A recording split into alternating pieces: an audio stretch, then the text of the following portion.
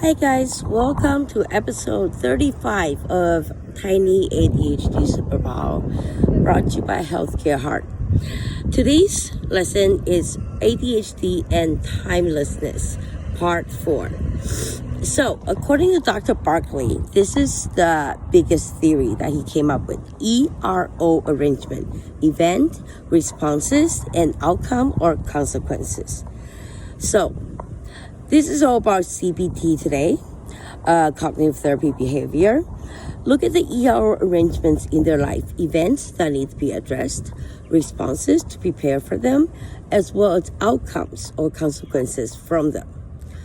So, what should ADHD do? Minimize the delays, shorten the delays between the ERO situations in life when you can. Bring the event, response, outcome closer together.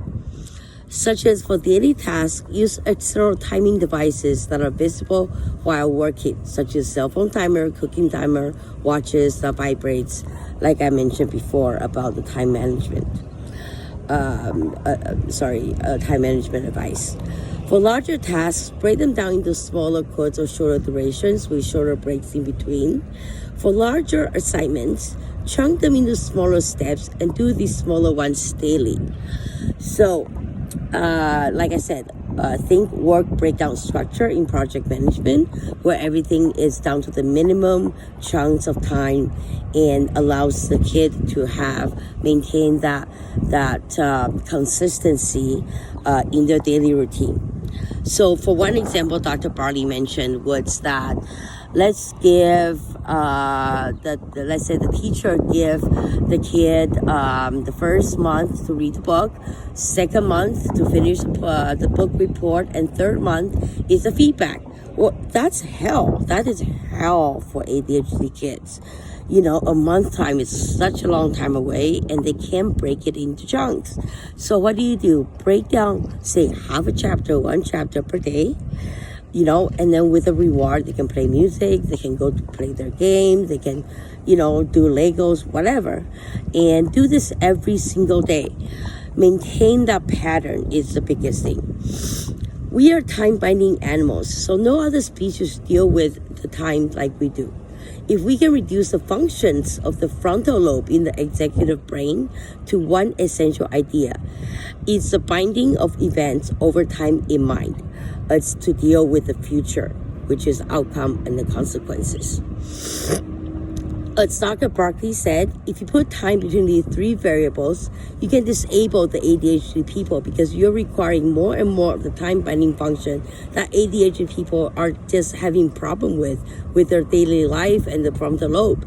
So the ADHDers can deliver as others do, either on time or on time with poorer quality. If we put situations and tasks that has time inserted between these variables, then more people with ADHD will struggle to succeed in such situations. Solutions? Minimize the time gaps. Like I said, break down to WBS. Think milestones also. For adults teaching the kids, milestones is a very common used word. So to help ADHD people thrive, arrange positive events after each individual smaller chunks of tasks that are done.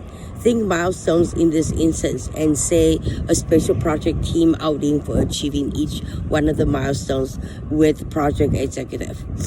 Have external time device, like I said.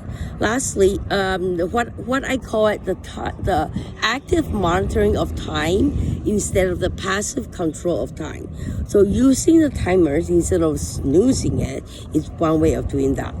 Lastly, Dr. Ross Barkley went on to confirm that ADHD medications such as stimulants can help ease the anxiety symptoms of waiting. Waiting for anything before the medication can be so problematic for ADHDers like me.